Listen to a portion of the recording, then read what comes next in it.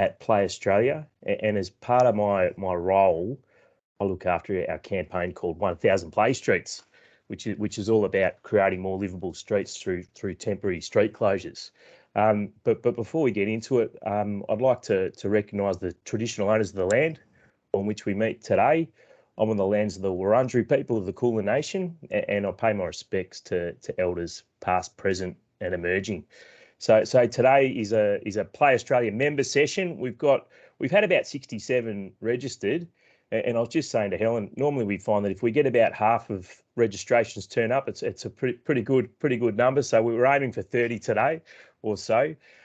This is the third session in our autumn online learning series. So in terms of housekeeping, we've got you all on our Teams platform. You've probably all been on Microsoft Teams before. What we've done is we've put you all on mute, and I'll ask you to stay on mute until we get into the panel part of the discussion, where I really do encourage you to take yourselves off mute and join the chat. We're also recording today's session, and so we can get the recording and so we can share it with those who can't attend for whatever reason. I've got a couple of slides to share before we sort of get into it, and hopefully you can see my screen there. So today's session, we call it a Local Government Connect session, and it's on our 1,000 Play Streets campaign, and it's all about helping local governments and other interested parties. We found that it's not just been local governments interested in Play Streets, it's been a whole raft of different kinds of community groups. But ultimately, this is about coming together and discussing key issues pertaining to temporary street closures for play, or more broadly, just creating more livable streets and opening more streets for people. And it's also an opportunity for us to build our networks and create those informal connections, which is so important for practice. So, I mean, I love the idea that people can connect and have a chat after these sessions to talk about the issues that are important to them. So for those of you who don't know about 1,000 Play Streets, it's a movement that Play Australia's been pushing for about 2.5 years now. We've piloted Play Streets. We've got some really encouraging findings through our pilots in Queensland, Vic and WA and South Australia. And we're really sort of looking at how we can engage local government and scale the movement, because it is such, I think, a relevant movement in the context of today, where we're emerging from this thing called COVID. We're looking at how we can reconnect communities. We're looking at how we can provide spaces for children to play. And so what we found is that Play Streets, it's so applicable across multiple agendas, and it's all about empowering Australians to reclaim their streets as quiet places to connect and play, to ultimately build stronger communities. So look, the focus of today is not so much on the value of Play Streets, because we think we've done a pretty good job of establishing the value. It's more about the how we do it. So it's about the practice stuff. So what works and what doesn't, and how do we move forward together. So in terms of the agenda today, we've got a special presentation from Helen about the Inner West Play Street trial, and then we'll move into a 30-minute panel discussion portion, and we can discuss the trial and broader questions about Play Streets, and then I'll provide a national update at end. So we should we'll definitely be done within the hour, yeah, maybe sooner depending on how we go. All right, so I will stop sharing my screen. And Helen, I might get you to share your screen while I introduce you. Perfect. I can see that. That looks great. Look, it's with great pleasure that I like to introduce the wonderful Dr Helen Little, who's delivering our special presentation today to highlight some of her important learnings about Play Streets in Inner West, New South Wales. Dr Helen Little is a senior lecturer in early childhood and associate course director early childhood in the School of Education at Macquarie University. Helen's been working in the early childhood sector for the last 19 years. So since 2001, has been at Macquarie University lecturing, teaching and studying. And prior to this, she was an early childhood teacher with experience teaching in preschools and primary schools across Sydney. So welcome, Helen. Warm welcome, and thanks for joining us today. It's all yours. Thanks, Kieran. And hello to everyone. Before I start, I want to just say that whilst I am doing this presentation today, the evaluation itself was done with a colleague from here at Macquarie, so I do want to acknowledge her input to this as well. Jo was actually also a local resident in a West Council, so hence her interest, but of course I was coming at this from my interest in play, outdoor play, and all things advocating for children and so on. I also want to just acknowledge that I am coming to you today from acknowledge the traditional custodians of the land that I'm coming to you from today, the lands of the Wallamatical clan of the Darug Nation, and to pay my respects to elders past, present and emerging. So just as a little bit of background, the council initially set out to, with this Play Streets trial as part of their recreation strategy. So they had done some research, and some of the things that they'd come up with that was sort of really looking at creating more active neighbourhoods. And as Kieran just said, with that view to promoting those social connections and providing that diverse range of opportunities for recreation and leisure and neighbourhood cohesion, for all the community, not just children, but for everyone. And so one of the key things that they wanted to do with that was to look at the utilisation of other spaces such as streets and laneways for things like walking and running, cycling and play. And so this idea of adopting streets as recreation places for everyone. And so the Play Streets pilot program was initiated as part of that strategy. So they initially put out a call to community members in January 2019 to nominate their street as a potential pilot location, and they received 65 nominations as part of that process. And all of those were assessed against these criteria. So, they were giving, the aim was to give priority to streets that in areas where they had lower access to open spaces, already. So they were trying not to sort of, put them in places where there were a ton of parks and, things like that.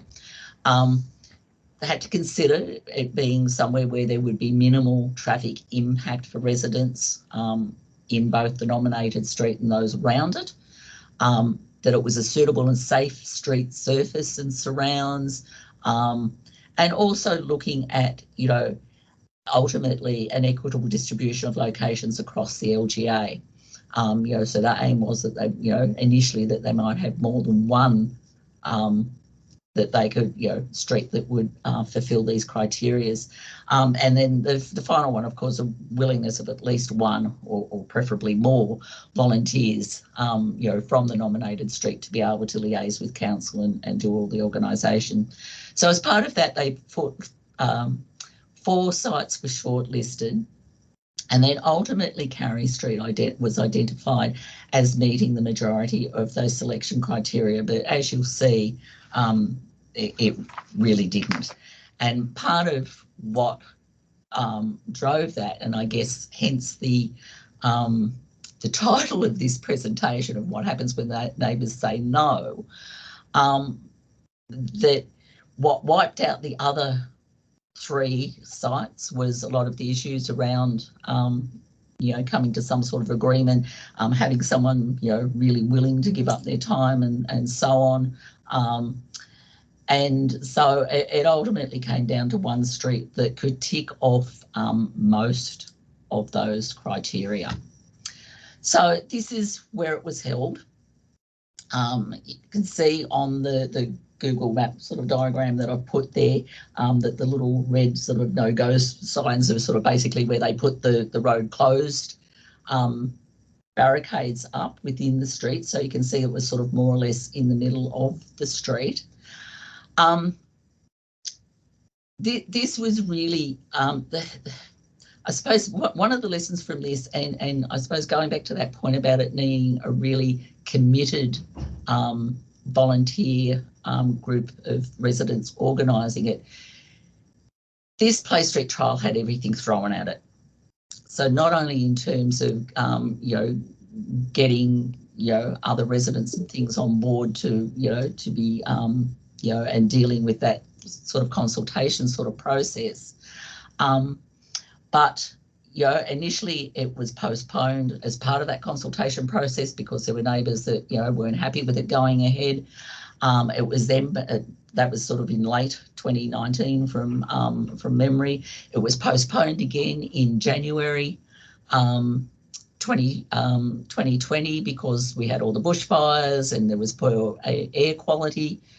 So it was postponed again then. Finally, it went ahead on the 15th of March in 2020. It was absolutely pouring all morning. It could well have been cancelled yet again due to the poor weather. Fortunately, somebody smiled on us and the rain stopped for those few hours in the afternoon, and the organising residents were really keen to see it go ahead, and so it really did. We finally got there. So in terms of the evaluation, so what we did was, whilst we were there, we did surveys with all the people that turned up to it, just to, assess, get an idea of, where they were coming from, why they were there, their experiences and so on. So that was one part of it. After the event, we were also going to talk to the stakeholders about their perspectives on how it all went, and through that process to identify those enablers and barriers to the implementation of future play streets. So basically that's what we did. You can see the types of questions that we asked there in terms of their experience on the day. As I said, we just did these on iPads, had them respond to these questions, and we analysed them all later. So we had about 33 adults that we spoke to or asked whether they'd agree, and the vast majority said that they would respond to these questions. So in total, there was about 60 adults and children that attended the event. And in terms of the children's play, we, observed them, engaging in a range of things. So they're riding their bikes and throwing frisbees, playing other ball games. They had bubble blowing things out there. They were, jumping in the puzzles because it had been raining, so that provided its own interest and playful activity for them. As you can see in the photos here, drawing, on the road and so on, and just sort of generally being active, in the street. So this is just a breakdown of those that did attend. As you can see, it was mostly, potentially mothers that were there with their children, a few family groups where the fathers were there as well. Again, breakdown of the ages. You can see down the bottom there, mostly these were family groups of parents with their children, a few adults attending just by themselves with no children, who were there to sort of meet with other residents or catch up with friends or whatever the case may be. So, in terms of looking at the main reason for being there, that idea of that community connection, so socialising and meeting up with friends was one of the key things. But children being having a place to play, was the next most, prominent reason. But you can see, they could select with these particular questions. They could select as many as they thought were appropriate, so they could tick more than one thing. So you can see that there was a range of responses across that. In terms of the organisation and the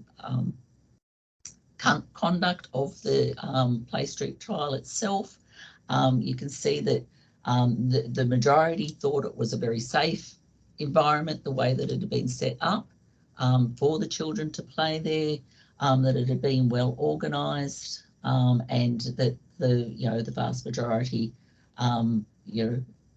enjoyed the experience of being there. And most of them, also felt that this is something that was worthwhile doing again. Whether it's, mostly they sort of said it was something that could be done a few times a year. Others, felt that it could be done more often, sort of thinking that it could be done, at least once a month or thereabouts, were the majority of the responses. We also wanted to know about, what experience that people had with play streets in the past, and whether or not their children would normally be permitted to play in the street, and whether that was a normal place for their children to play. And as you can see, that for the vast majority of them, the street wasn't normally a place for play. And if you, I didn't comment on it, but if you noticed or think back to the Google Maps picture of Carey Street that I had, there is actually a park in this street. And so that would be where the children would normally play if they weren't playing within their own yards. An interesting one was what the children would be doing instead if they weren't there at the Play Street that day. And I think quite disturbingly that the vast majority of us said that their children would be watching TV or playing on their iPad or computer games or whatever. Now, we don't know. I mean, I have to sort of, I suppose, clarify that or put a disclaimer on that, in that we don't know that that's because it was such lousy weather that day that they might opt for being inside rather than outside. But I think there is also a bit of a reflection on current children's lives that is an activity that we know from the research that children are likely to be doing, that they wouldn't be outside. As I said, Carey Street does have a park, so if they weren't playing on the street, chances are that they would have been down the park, or else playing in their own yards. So these were just some of the comments from the attendees. As you can see, we did also ask them for open-ended comments apart from their ratings on the other things. As you can see, mostly that they enjoyed it, that they felt that there should be more of these kinds of play streets, and that it was a great initiative for building that community connection. Some of the things, I suppose, suggestions that they made for future ones were things like having chairs around for people to sit. So and I mean, this is sort of something that can be thought about more broadly, whether it's organisers putting chairs out there, or whether chairs are something that councils or whatever need to be providing in streets so that they're there anyway. Having more tables, making arrangements for water. Somebody commented that they thought that the slope of the street was too steep. Now it wasn't. It's not a particularly steep slope at all. So I think this is sort of some of the risk aversive sort of perspectives that we see creeping into things to do with children's play on occasions. as I said, part of this was that we would talk to stakeholders after the events. Now, because this play street was literally held the weekend before we were thrown into lockdown, the first COVID lockdown, first of many, as we know. And so we therefore experienced difficulties in being able to do this. So we ended up only talking to 2 people who were associated with councils. But these were sort of some of the things that they said. So, and we will be having, you know, after I've finished, you know, we have one of the residents and somebody from council who will be joining in, who will be able to give more of their perspective. But this is just, you know, some of the things that they brought up about, you know, the need for having that very extensive consultation process, having that group of local residents who are really active and willing to organise it and, you know, do the legwork and you know, having this, you know, local champion, as they said, but being open to the views of other community members who might be against play streets. So, you know, being, it is a consultation, being open to compromising, reaching an agreement that's, you know, suitable for everyone. So therefore, I'm not going to go through all of them. I mean, you can read these, and I'm sure that these will be available later anyway. But we'll come back to some of these. But sort of some of the recommendations that we made from this, that I think, you know, what we saw in the success on the day was that, you know, further trials of play streets, you know, to take advantage. Yeah, I think over the last two years with COVID and everything, I mean, when we set out doing this, you know, COVID wasn't really on, you know, the impact of COVID wasn't really on our agenda. We really didn't know how that was going to disrupt our lives. I think the last 2 years has really, I suppose, opened all of our eyes up to, you know, the possibilities of, you know, using our neighbourhoods very differently and building those community connections. So I think, you know, to me, you know, this is something that hopefully now people might be more open to, and that streets can be used more, and not just, you know, designated spaces such as parks, you know. I think going back to the initial selection criteria, prioritising selection of locations with lower access to open space. So as I said, Carey Street did have a park. Theoretically, it should not have met the criteria for selection, but in the end, it was the only one that could sort of, you know, where there was the willingness to get it up and running. It does need to be highlighted as a community-led initiative, that it's not necessarily something the council is going to lead. You know, they're there to support, you know, provide all the, you know, to facilitate the process, but it needs to come from the community. Taking that sort of local approach, you know, community-driven at that street and neighbourhood level. The consultation is essential, but in terms of that facilitative process, that there does need to be a clear strategic plan and procedures in place that will help to facilitate the process for the community members in their efforts to organise such events. But also, you know, potentially within a broader strategic plan about really thinking about how streets can be reclaimed for community use, you know, looking at, you know, generally making streets safer within the LGA, you know, widening footpaths, reducing speed limits, you know, all of those things that I've, you know, said there. And really sort of coming back to, you know, the design of streets and public places with children's play in mind, and sort of, you know, so things like, you know, for those of you that maybe familiar with some of the, child-friendly cities approaches, and others that have looked at these sorts of things, that, having things like playful street furniture and street, sidewalk games, playable street art and those sorts of things, that thinking more broadly about how we provide for children's play. So I'm going to finish there and hand it over to back to Kieran and over to broader discussion. So thank you. Fantastic. Thanks so much, Helen. Yeah, great introduction to our chat today.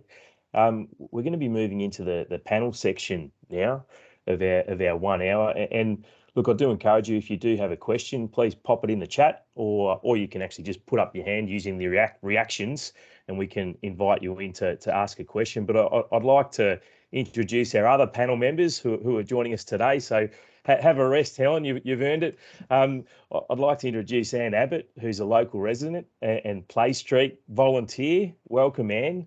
And I'd also like to welcome Aaron Callaghan, who's the Parks and Recreation Planning Manager at Inner West Council. So look, thanks to you both, Anne and Aaron, for joining us today. Look, just by way of introduction, I might go to you first, Anne. Sure. I'd love to hear a little bit about yourself and your experience with the Play Streets trial, Yeah, just broadly speaking.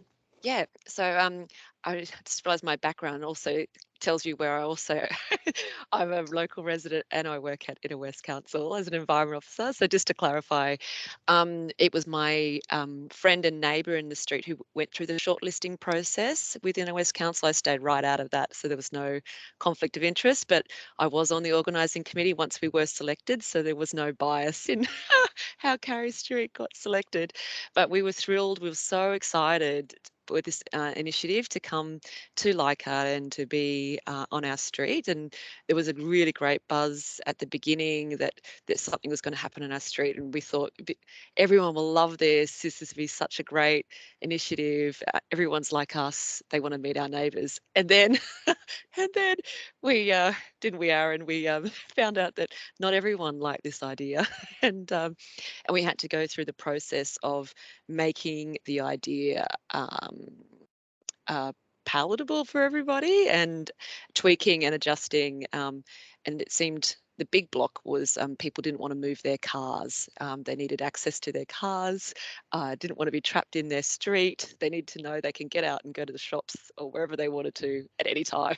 So anyway, once we got around a few obstacles like that and we had to shorten the amount of space that was blocked off, we compromised by making a 2-hour window. But originally, I think we were looking at a half day. I can't remember. Aaron might remember the original time window. And as Helen pointed out, obviously then we had to reschedule for the weather with the bushfires, and then we squeezed it right in before lockdown. So people were a bit nervous about coming out on the day because of COVID. It was right when people didn't really know what was happening there. And the actual experience on the day, we were so excited when the rain cleared and we rushed out with our bollards. So council provided all the street blocking equipment, the bollards. They dropped it off to the lead resident in the week leading up to it, and we rushed out with the blocking off it, didn't we, Aaron? That's what we did in the day. And it was 2 years ago, I'm just trying to remember as well. And then we all kind of nervously walked out and we're like, oh, what do we do with this? And I know Helen was pointing to the types of play and stuff that happened. My experience too was the adults kind of started talking to the ones they knew, and then we got to meet all the ones we didn't know. And I was surprised how many people, I feel like I'm a pretty social person on my street, but there was lots that I hadn't met before. And also I was more familiar with the people who had kids my age, but I got to meet some of the elderly residents who I hadn't met before, and some of the younger young couples on the street. And then my kids got to play with kids they might not have played before, even though, as Helen pointed out, there is a little park on our street where that's where you usually meet most people. But it did bring out people that I wouldn't have met before, and I now still say hi, and I might have forgotten a lot of their names, but it has created connections in the street that have lasted. And we had but I was thinking about play. Helen brought out about play, and my reflection too was the kids sort of started out going, oh, how do we do this play on the street? And they kept asking me, how am I allowed to? Can I ride my bike? I'll go and get my scooter, and there was a photo of cricket bats. They were my kids' cricket bats. And they were like, yeah, but as long as it's a soft, ball, a handball, not a cricket ball, because there were cars in the street. So we had to kind of try and work out how to play within those parameters. They just wasn't used to that kind of play. So that was kind of, I think it took them the whole 2 hours to warm up to the idea of how to freely play on the street. And so maybe with the idea of a few times a year that everyone could be a bit more prepared for the types of games to bring out from home as well. And I'm trying to think, have I talked too much? I'm a bit of a chatter. No, not at all, Anne. I was trying to think about what you might like to know. But we were really disheartened by some really nasty neighbours. It got really quite nasty at a point. So we were really grateful the day still went ahead without hiccup. Like literally, someone had to ask a neighbour to go away for the weekend. Like one neighbour took a nasty neighbour away for the day or the weekend, so they weren't home because they were threatening their kids in the street.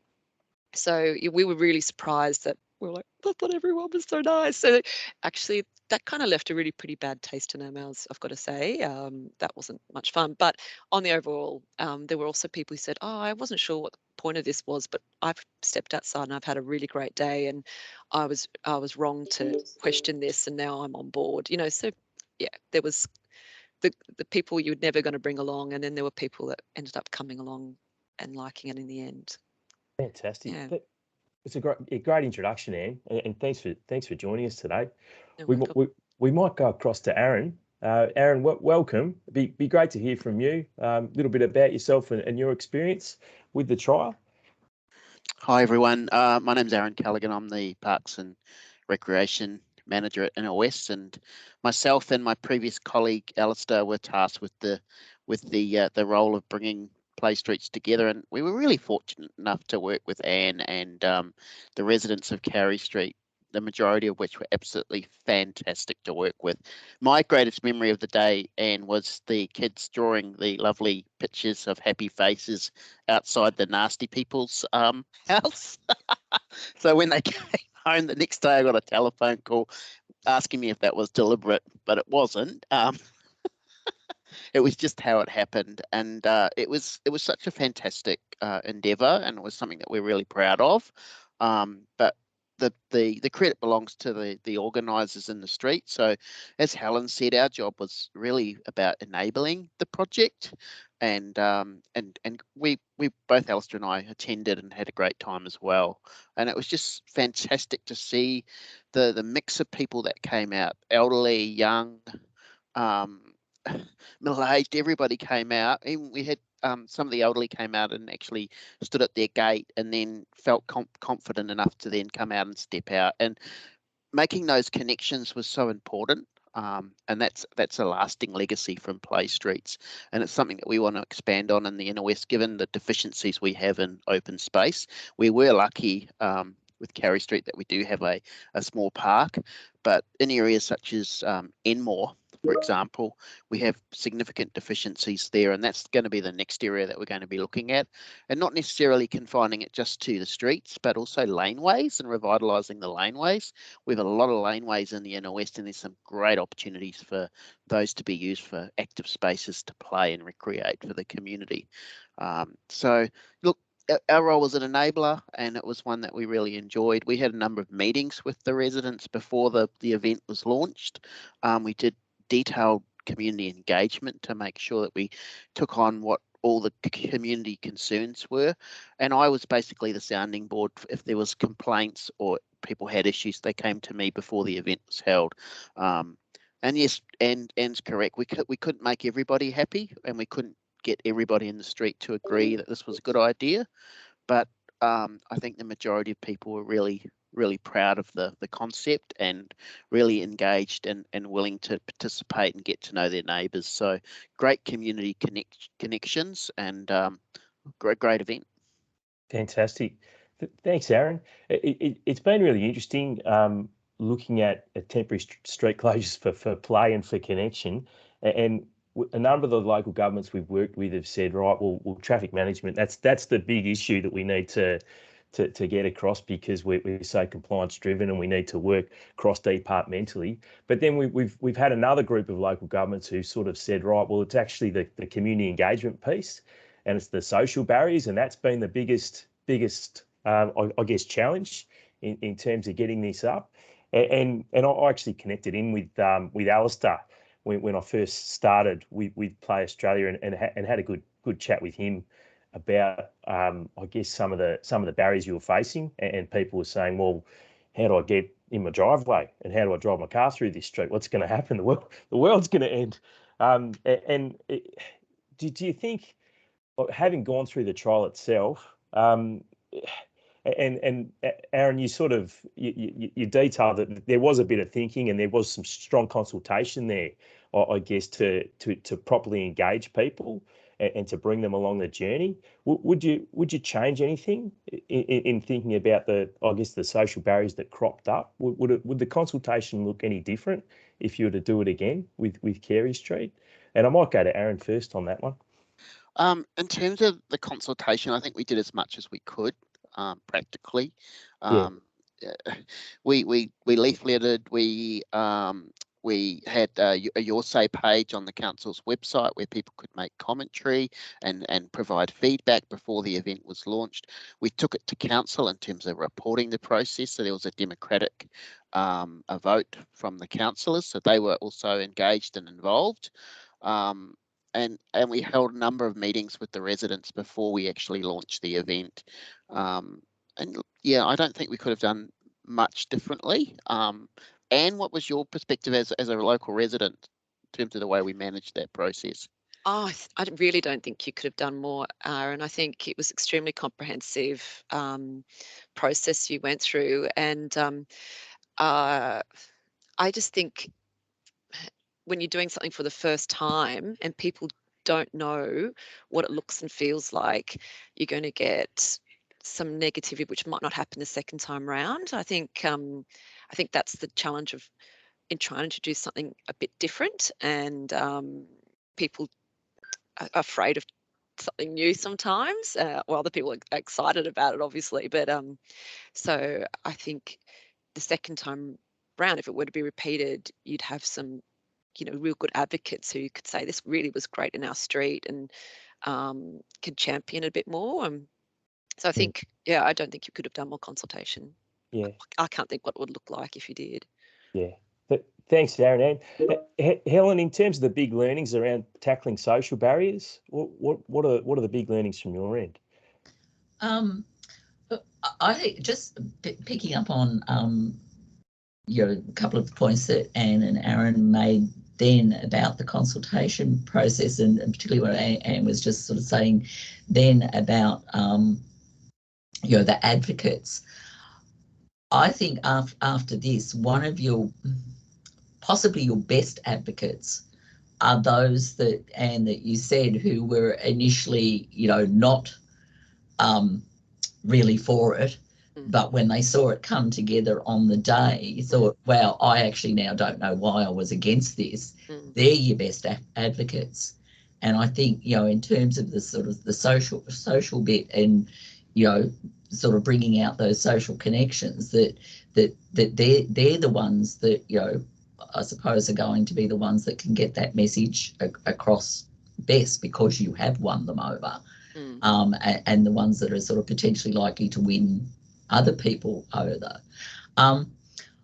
I also, and this isn't necessarily answering your question, Kieran, but I also just wanted to pick up on the other point that that Anne made about the children and their play and their initial very tentative, and it's right. And I mean, one of the things that I had initially wanted to do with this evaluation, but because it was brought together so quickly and we had to get our ethics approval through so quickly, I actually wanted to do formal observations of the children's play on the day, but that was just a whole other layer of complexity that was just going to get too tricky.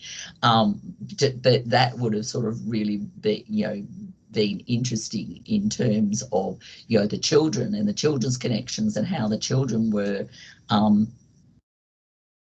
came to sort of feel comfortable within this space. Terrific, Helen. I might actually introduce some people into the chat. Kim, your question there in the chat's really relevant to this conversation. Did you want to take yourself off mute and just introduce yourself? Hi, everyone. Well, I can't hear you, Kim. Maybe there's something wrong with your microphone, or maybe it's just me. Yeah, I can't hear you either, actually, Kim. Try again. Oh, sorry, Kim. I can ask your question. Yeah. With the meetings and letter drops, did you communicate the crucial importance of play to a child's development and well-being and learning?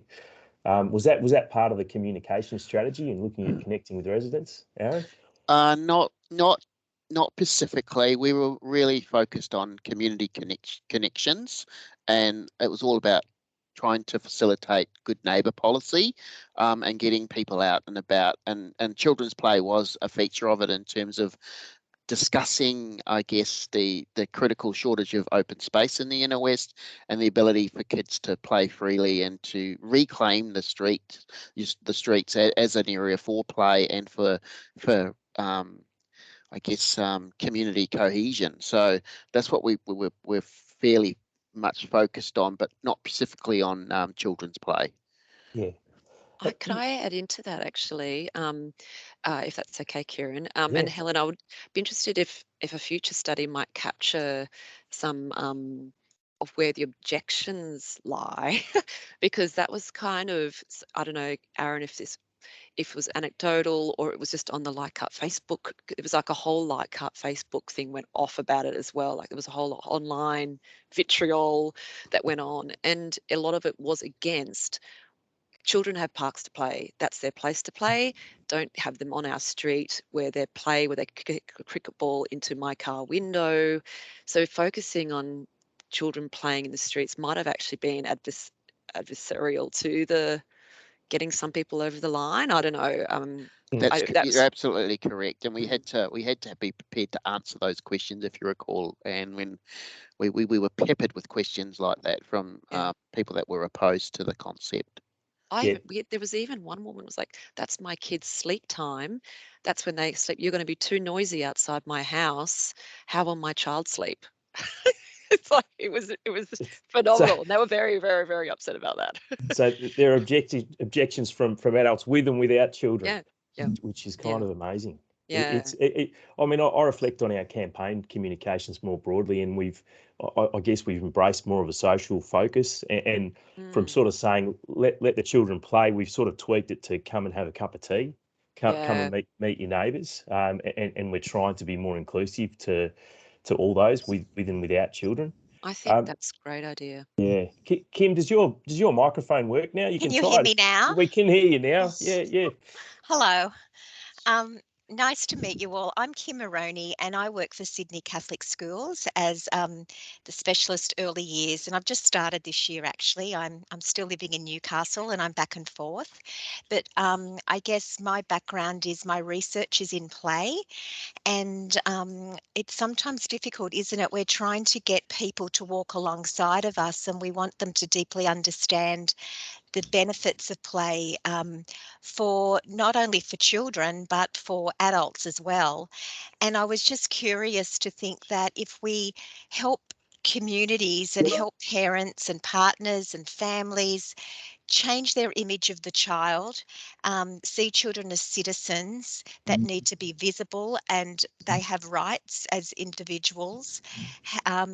It's walking along with them little step by little step. And, I really congratulate you for being brave and taking risks and wanting to do something different and getting play seen and valued, and also getting children to be part of community. So there are 100 things going through my mind. I'm thinking about the loose parts that you provided and how we could get maybe other loose parts out there where the play would become different, and how longer period would make the play deeper. And then I'm thinking about could we communicate things through schools and get schools to champion. I'm thinking about how we could look at the AEDC data that local council, community data that local council has, to look at the domains and the vulnerabilities and think about that with what we provide. So yeah, this is an exciting conversation, and it's wonderful to be part of it and listen to you all. And I just congratulate you for taking this on board, and hopefully down the track, maybe I can help one day. Fantastic. Great to connect, Kim, and thanks for your contribution. Thank you, Kim. Yeah, absolutely agree that it's about highlighting all of neighbours, but highlighting the importance of children. They are neighbours too. And look, I think what we're talking about here in saying streets are for people, it's so strongly aligned with the active transport agenda. And in that agenda itself, often children are overlooked, and we cater for our cyclists and walkers, but actually children play to get to places, and they play along our roads and footpaths. So it's it's a really key point you're making there. Tracy from Wollongong, you had a question there in our chat. Did you want to introduce yourself and ask your question, Tracy? Thanks, Kieran. Kieran and I have had lots of chats on and off for the last few months about our journey into Play Streets. So my question was, what would be your tolerance for objections before you called it off? We're looking at a 75% agreement rate within the neighbourhood, but I was not really expecting that level of nasty. That's come as a bit of a, oh my gosh, I've thought people would have some objections and we could easily convince them otherwise too, but now I'm a little bit nervous about this. So yeah, what would be, when would you have decided that it was not okay, it was not going to happen? We actually did a threshold of around 60%. So okay. And yeah, we had the other streets that we looked at, we didn't get enough support, I'll be totally honest. But Kerry Street was the outstanding one. So that in terms of an inaugural project, it worked really well. Great, thank you. Yeah, I'm feeling a little bit more nervous than I was a few minutes about an hour ago. Tracy, I get it, but I do wonder if it was just these couple of crazies. I mean, maybe that won't happen in another street. Like, it's very hard to tell, isn't it, on a one-off it is thing? Yeah. Like, surely this isn't. Anyway, I was a bit like, oh, it's in my street, these people.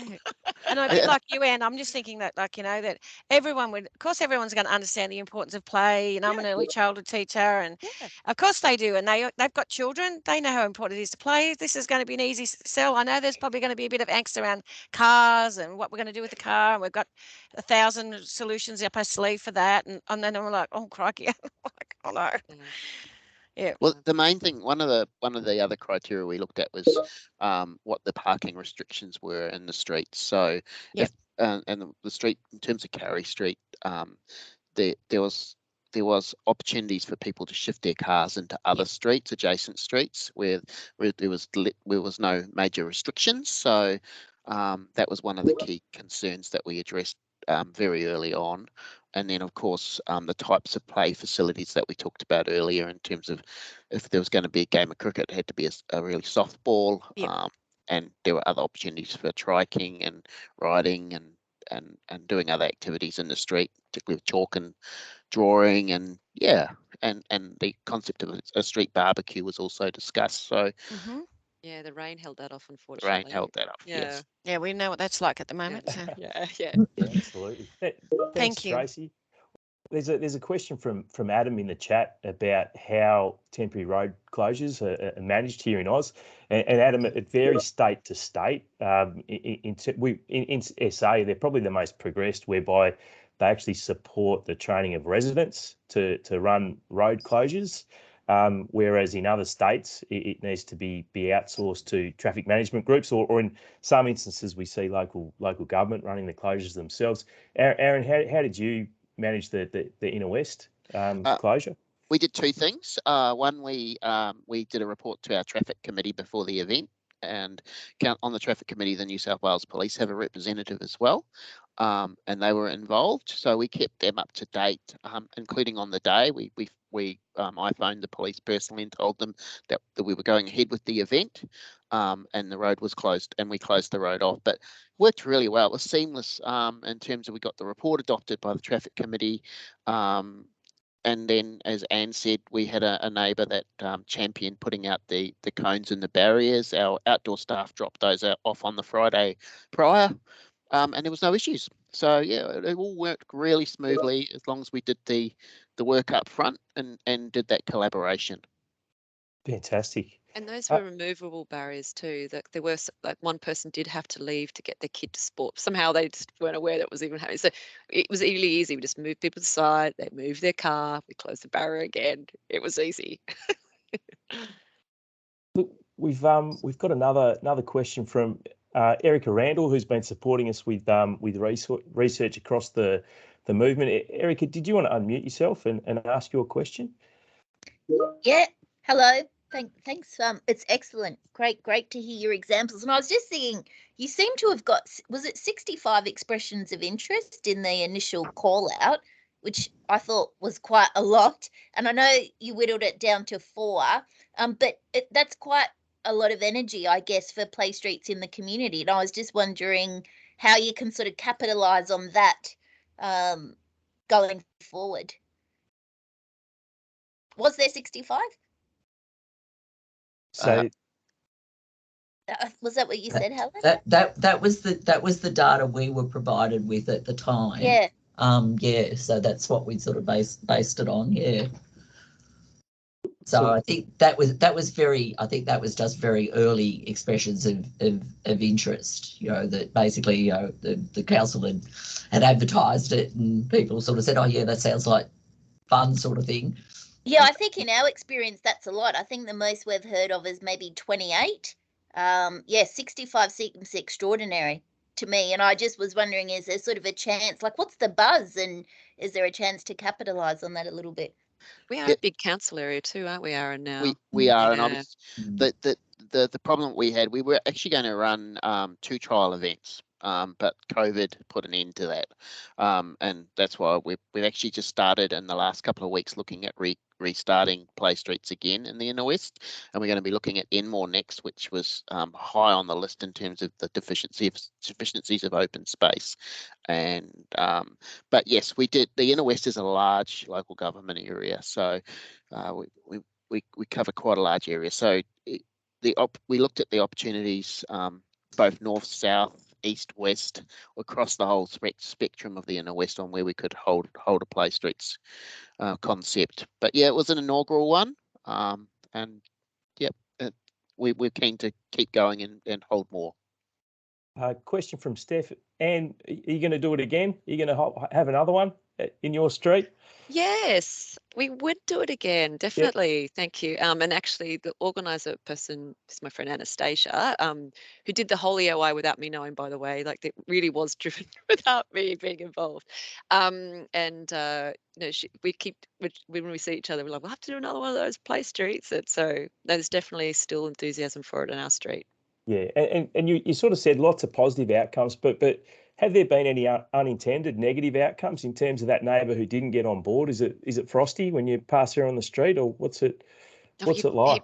He very rarely comes out of his house. I don't know. I think he's just a bit of an oddball. But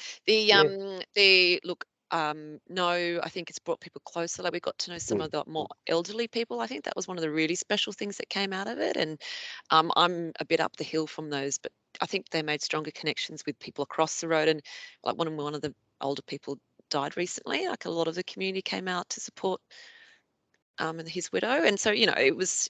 I think it has made, in adversity as well. You're right. Closer in adversity. It did bring us all together, the ones who were pro streets, a bit closer together too. Good, I think. Good. I'm mindful of time. We've got about 5 minutes to go, so we might actually go around to each of you, the 3 of you, and just get your final take home for the group who are online today. Aaron, I might go to you first. Is there a key message that you'd like to leave everyone with? Yeah, look, be brave. Be brave in terms of delivering this project. If you wanted to deliver it, just go in there and give it your best shot, and work really closely with the community. And remember that your job is an enabler, not a provider. So it's all about going on the journey with the community. That's what I found, and yeah, we'd definitely do it again. Fantastic. Thanks, Aaron. Same question, Anne. What's your take home for I everyone? just think definitely worth it. I just think coming out of COVID, I think social connection is really critical, and we've got such a beautiful community, and I just think just surely it can just make us stronger. And I think I hear what you're saying with the play part, but I feel like that was a lovely secondary. For me, it was the people connection that I got the most out of myself. Terrific. Thanks, Anne. And lastly, Helen, what's your final thought, reflection? Yeah, look, I agree with the others, and I certainly agree with Anne in terms of the benefits in terms of the connection bit. But I guess because of my background, a bit like Kim, I want to push the play agenda and the children, and I really think that all of us as a community need to do more in terms of trying to raise children's visibility within their communities more. Because part of that is this issue too, that we people have this perception that children, they're fine if they're in their parks, at their schools, at their early childhood settings, that we silo them into these places that we think are where they belong and that are suitable for children. They actually aren't citizens of their community. I agree, because Helen. we siloed them. And I think part of this of play streets is hopefully breaking down some of that barrier. Yeah, absolutely. And I saw one of the persons in the chat said, and adults can play too. And I thought that was really nice that someone raised that. And it is, play isn't just children's domain. I mean, everyone should get out there and play. 100% agree. Look, Aaron and Helen, thanks so much for your time today. Really generous of you. I really appreciate your special presentation as well, Helen, and the time you put into that. Look, we've also got some really encouraging stats through Erica's work at La Trobe University. So through the pilots, we've found that play streets, by getting out and playing with neighbours on the street, we're seeing increases in parent confidence to let children out and let them go out and play with each other. And we're also seeing broader attitudinal shifts amongst parents and non-parents, which I find really interesting, who have been part of a play street and said, well, as a result, yes, I feel more inclined that playing on the streets and children's play on the streets is a good thing. So there's so many positives with getting people out there and doing a trial as like the one you've done.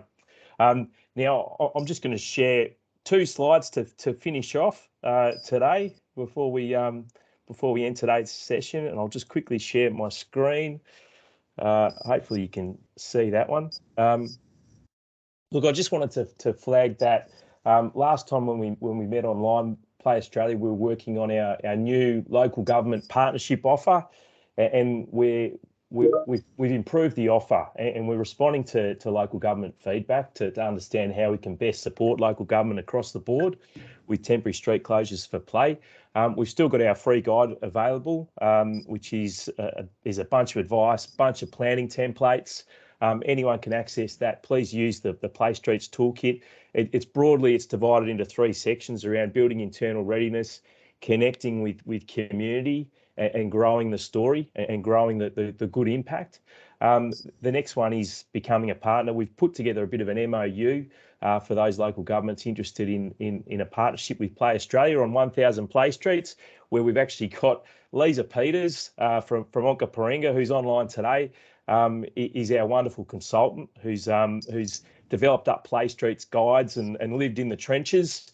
And is available to support consulting for our partners. We've also got resources and other stuff you can grab, and we've also put together equipment packs and signage for those that need those kinds of resources as well. So it's all on our website, playaustralia.org.au. Go to the 1000 Play Street section and you can have a look at that, and we'd welcome a conversation. Here's my details, so please get in touch if anything that I'm saying is resonating with you and hitting the mark. But look, I've also, that's it from me in terms of today. Look, thanks again to our attendees, and thanks again to everyone who've taken time out of their busy days to attend this session. Next week, we've got another Play Today PD member-only session. And I think, Helen Little, you're coming back as part of our New South Wales branch, our committee there in New South Wales. The committee's been working on an advisory note. So this session's called Planning and Design for Play in the Built Environment, presented by members of the Play Australia New South Wales branch, who authored an advisory note to complement environmental, urban and place-based planning policy and guidelines. The advisory note outlines the importance of play and provides principles and guidance to encourage built environment professionals to integrate opportunities for play throughout the built environment. So please get along. We'd love to see you back. But that's it from us today. Wish you all the best, and thanks again for joining us. Thanks. Thank you. Thanks a lot.